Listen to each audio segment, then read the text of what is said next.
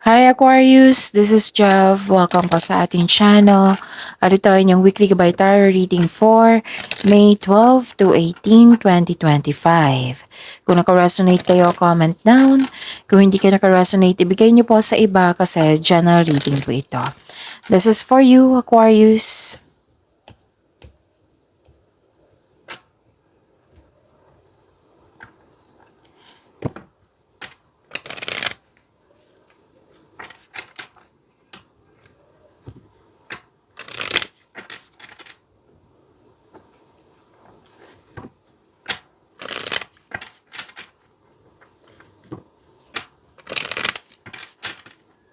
Para po ito sa inyo, Aquarius.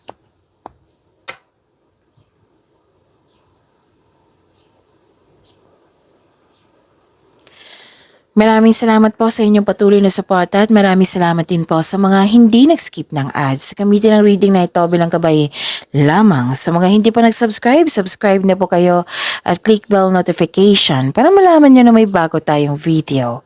Para sa mga gusto magpa-reading, comment po kayo ng personal reading. Again, comment kayo ng personal reading and check my reply sa comment section.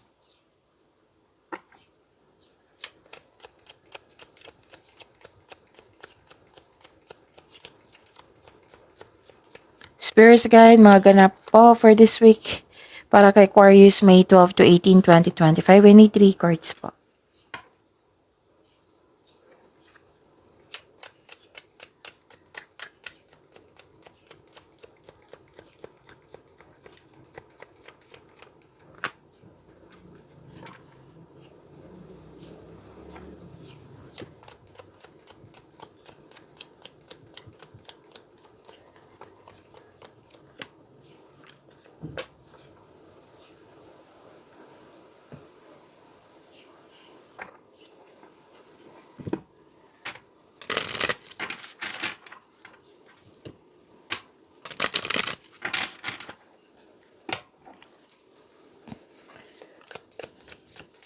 Spirits Guide, message siya po para kay Aquarius ngayong May 12 to 18, 2025. I need 2 cards po.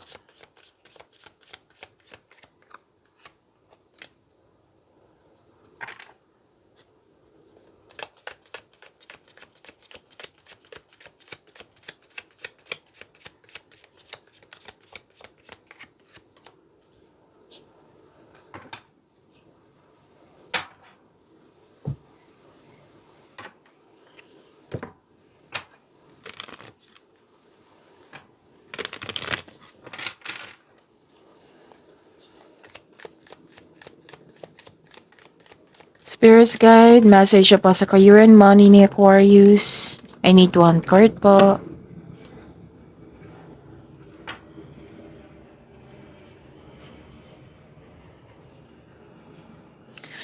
Aquarius, wow, love is blooming. You love yourself. You love yourself more. May self-care, romance, attraction, affection. Wow, ang ganda. Okay, so may desisyon dito. Pwedeng nahihirapan ka sa paggawa ng desisyon. Or nabibigatan. Kasi may guilt dito, may sacrifice. Oo. So, pero may kausap ka dito. Oo, kasi nabibigatan ka, nahihirapan, naguguluhan, nalilito. Tapos, may kausap ka dito na regarding po sa inyong business, so career and finances. Yan yung nakikita ko. At may malaking influence ang isang mother figure sa week na ito. It might be this person yung kausap mo na nagbigay ng wisdom message sa'yo. Actually, gustong-gusto mo may kausap po. And you have the power, authority, and protection. Wow! Claim niyo po. Aquarius, ang ganda. Power, authority, and protection. Message for you. Joy. Find joy in the little things every day. And courage. Be brave enough to chase your dreams. Wow. And this is direction. Do not deviate from your path. Attract a mentor if necessary. Wow. Nag-clarify siya dito. Oh. Attract a mentor if necessary. Okay, so plan where you want to be.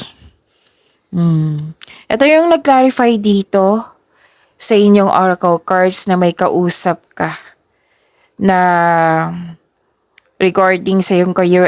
Actually, yung nakikita ko dito sa inyong energy cards, hindi lang sa love life or sa personal life mo, sa inyong sarili, kundi regarding sa career and money nyo. Yan yung nakikita ko. So, you are focused sa inyong career and money, hindi lang sa sarili mo. Gusto mo ng improvement. Kaya, sabi ng card nyo dito, na enjoy mo yung process, enjoy mo yung mga daily routine mo. And take courage, okay? Na all your dreams are coming true. Sabi po ng card, basta maging courageous kayo. Be brave. And all your dreams are coming true. Sabi ng card dito. And this direction, may kausap ka na mentor, pwede nga itong mother figure na ito, kasi nag-clarify siya eh. Oo. So, kung naguguluhan ka, nalilito, diba? Sabi ko kanina, kaya ka may kausap dito. Pwede naman hindi siya mother figure, pwedeng kayo ito yung mother figure na malaking influence sa week na ito. Pwede nga, posibilidad na may mother figure na maging kausap mo or maging may influence, sa week na ito. Okay, so plan where you want to be. So, kailangan ng konkretong plano.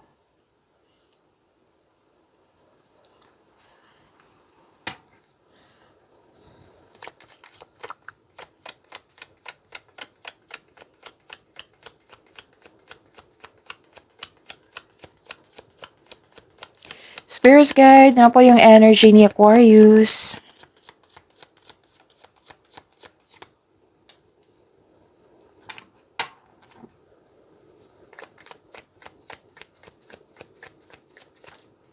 Tumatalon.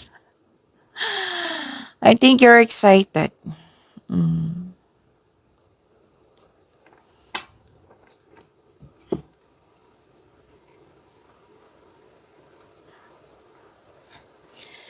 Okay, kung may narinig kayo or may nakita kayong repeating message, yan po yung pinupush ng cards nyo. Like for example, nanood kayo sa isang video natin ngayon, tapos sa weekly Gabay Tarot reading nyo. Tapos may napansin kayo na repeating message. Yan po yung pinupush ng cards nyo na kailangan yung bigyan ng atensyon, solusyon, at aksyon kung maaari po. So ano yung energy ni Aquarius?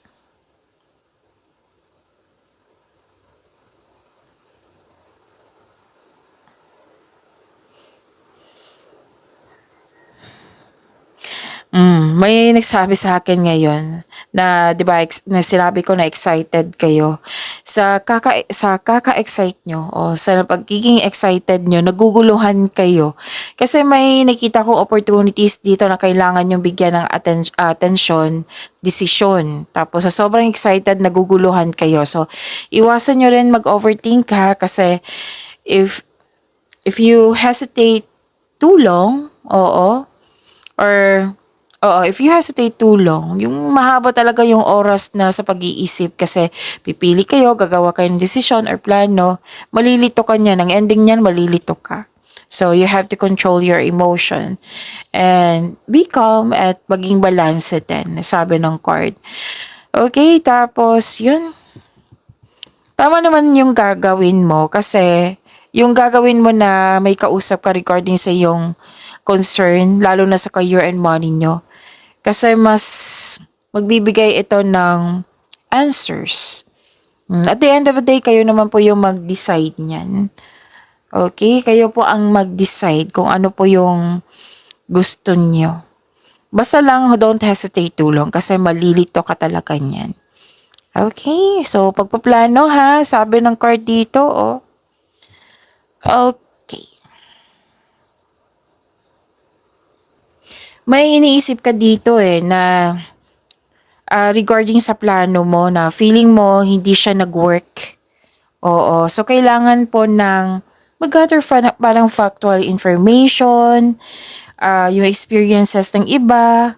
Makatulong yan sa paggawa ng konkretong plano. Mag-research din, kumbaga. And nakikita ko naman dito, kaya nga may kausap ka. Kasi you want more information, you want more experiences ng iba kasi makakatulong ito sa paggawa ng konkretong plano po. Okay, so kaya pala may sinabi dito na mahalaga talaga. Plan where you want to be, kaya nga nalilito ka dito. So, natuwa ako kasi you are taking an action. Hindi ka na yung nagkaroon ng stagnation. Kumbaga napansin mo, yung plano ko hindi nag-work or hindi ako confident sa plano ko. May isip ka talaga na binigyan mo ng action. Huwag po daw kayo mag-give up kasi may nakita ko dito marami kayong idea. Idea is a blessing also. And I believe matalino kayo eh. Huwag kayo mag-give up sa inyong idea, sa inyong plano. Yun nga, balikan mo lang yung plano mo na kailangan mong bigyan ng time. Kasi kailangan ng konkretong plano para mawala na itong hesitation na ito, yung doubt, yung fear. Oo, yan kasi nakikita ko. And pwedeng may tuto sa inyong desisyon, plano, ideas. Kaya ka naguguluhan. Magtiwala ka muna sa inyong sarili. You have to trust yourself first. Kasi nga may talino ka may isip ka. So you have to trust yourself first. Kung naguguluhan ka na, put boundaries muna. Isipin mo na yung sarili mo. Kung ano yung paniniwala mo. Kung may hesitation ka, doubt, then do some research. Okay? And listen to your intuition also kasi it will guide you to the next action. Yan yung trabaho ni intuition na siya yung magbibigay ng mensahe sa iyo to guide you for the next action, to guide you to the right path patungo sa success. Kaya nga ni-require dito is makinig din kayo sa inyong intuition. Okay?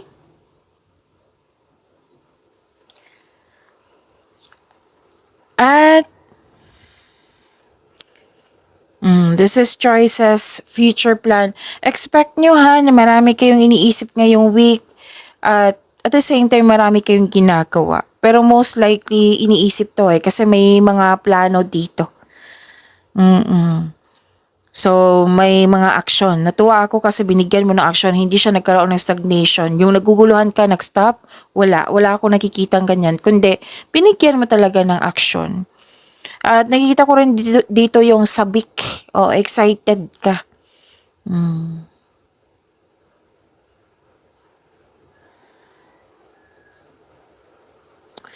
So, may ambisyon na idea ang gustong gawin. So, this card na ask you na maggawa ng maggawa ng plano para sa hinaharap. Natawa ako kasi puro plano.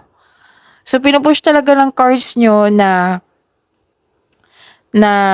kailangan nyo bigyan ng attention yan. Yung maggawa kayo ng konkretong plano. This is different card ha. Yung message is pinupush talaga sa inyo. So, before tayo nag-reading sa inyong tarot cards kanina, di ba?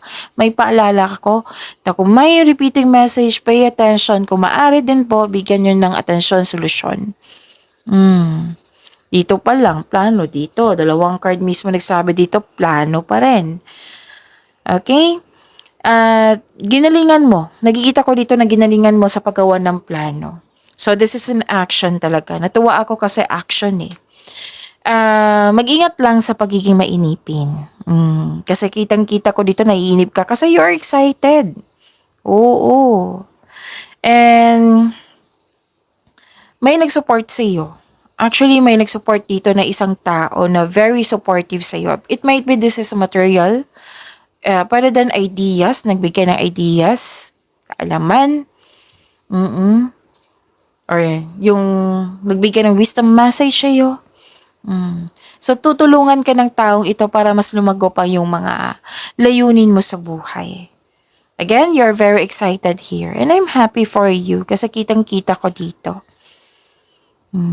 Isang bagong chance para sa paglago ng iyong buhay, pag-ibig ba? Or isang bagong chance para sa paglago ng iyong career and money? Yan yung nakikita ko. Kilos, kilos ka na, Aquarius. Kumikilos ka naman dito. Pero ito yung nag-cheer yung universe sa inyo.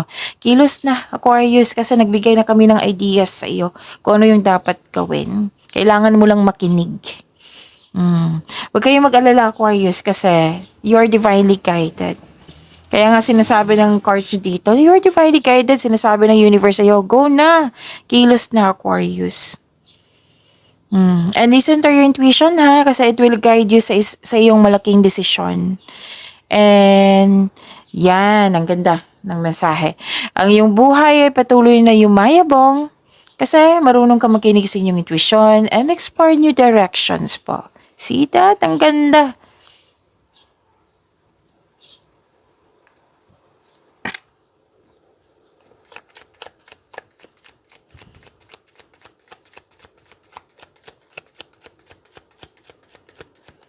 Spirits guide, career, and money po ni Aquarius. For this week po, May, check ko lang ha. May 12 to 18, 2025.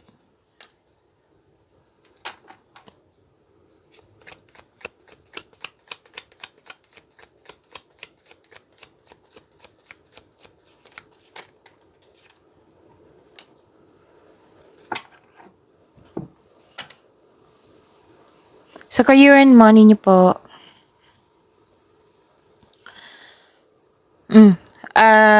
it might be this is the reason why kung bakit ka naguguluhan or nalilito or natagalan sa paggawa ng desisyon.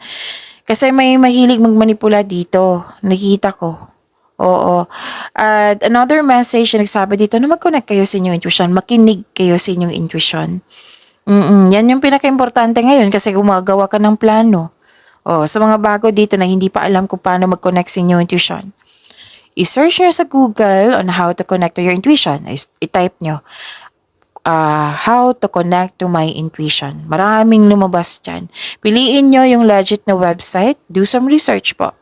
And kasi marami pong paraan yan on how to connect to our intuition. Okay?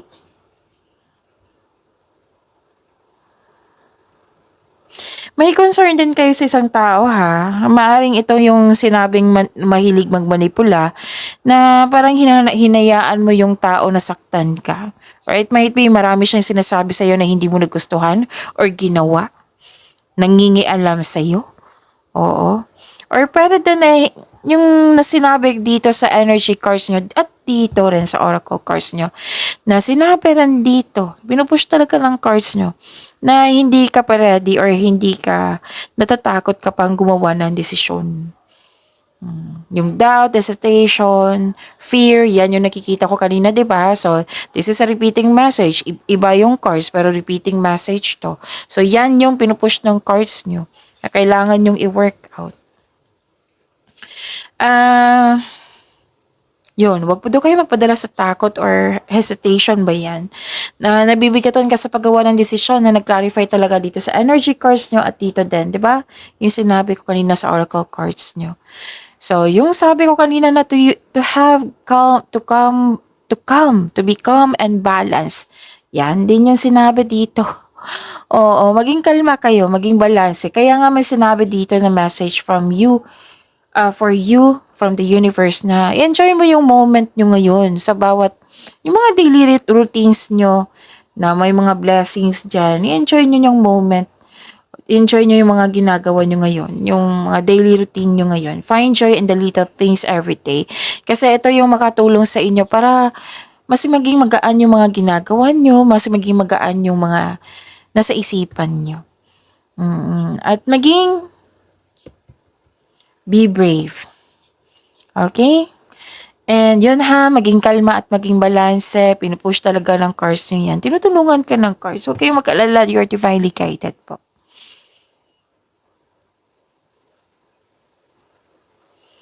And Aquarius, lumabas pa rin. Aquarius, pinupush ng cards. Oh. Ayun ha, from here, halos lahat dito sa tarot cards nyo. Aquarius, tinatap talaga kayo ng intuition, tinatap kayo ng universe na.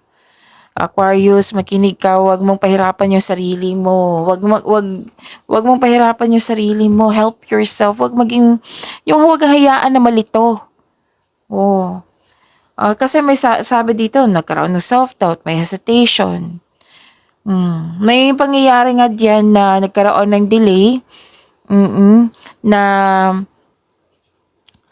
Na pwedeng naging mainit yung ulo mo kasi may delay. Kaya nga may sinabi dito sa cards dito na mag-ingat lang kasi nakikita ko dito na inip ka. So lumabas pa rin dito sa career and money nyo. Oo. Hindi ka mapakali, mainit ang ulo mo nang dahil sa mga nangyaring delay. Delay sa mensahe, delay sa travel. It might be like for example, lumabas ka na, early kang lumabas sa bahay para sa trabaho. Tapos kailangan mong bumalik kasi naiwan mo yung isang bagay na importante. Example lang po iyan. Yan din yung nag-cause ng travel. So, may mga dahilan po yan kung bakit nangyari yan. It might be sinisave kayo. Oo, it might be may matutunan ka sa ganyang pangyayari. Hindi it might be. May matutunan ka talaga sa pangyayari na yan. Okay, so, kung delay ito sa hinihintay nyo, kailangan nyo ng mahabaan ng pasensya. Kasi 'di ba may mga dahilan sa mga delay. Okay, kasi it might be kasi usually, nagkaroon ng delay kasi may ipaparealize ang universe sa'yo bago dumating yung delay para magamit mo sa tama. So, this is delays or delay sa paggawa ng desisyon kasi may tutol, mahilig magmanipula, or nagkaroon kayo ng hesitation to take an action, or you need concrete plan nga. Pwede din delay nang dahil sa misunderstanding mo sa isang tao. Kasi nakikita ko dito, hindi ito ang sign na mag-give up ka, sabi ng card. Okay? Tapos mag-ingat lang kayo sa taong manuloko.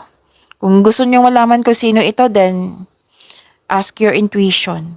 Malalaman mo yan eh. Yung taong manuloko, may plan siya na syempre, lokohin ka. Regarding to sa career and money. So, be wiser. Matalino kayo. So, mararamdaman mo rin yan basta mag-connect lang kayo sa inyong intuition. Okay, so dito, another message na excited kayo sa inyong mga ginagawa. Excited kayo sa bagong proyekto, excited kayo sa dumating na opportunity, na gusto mo meron na. Pero process yan, Aquarius. So, maging kalma lang po. Okay? So, natuwa ako kasi you're very excited sa journey mo.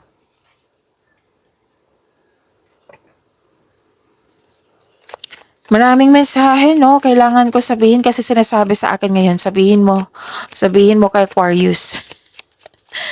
Okay, so yun. Spirits guide, love, life, self-love, partnership, and romancy, Aquarius.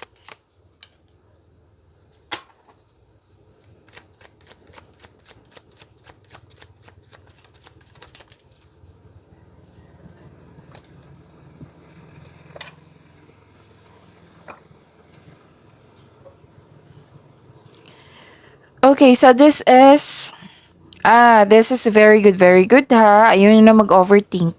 Kinakaya niyo yung sitwasyon. Kaya nga sinabi ko kanina sa inyo na hindi kayo nagkaroon ng stagnation. Talagang move forward kayo. And dalawang card kasi nagsabi dito na you are moving forward. You are embarking on a healing journey. Ayaw nyo na mag-overthink.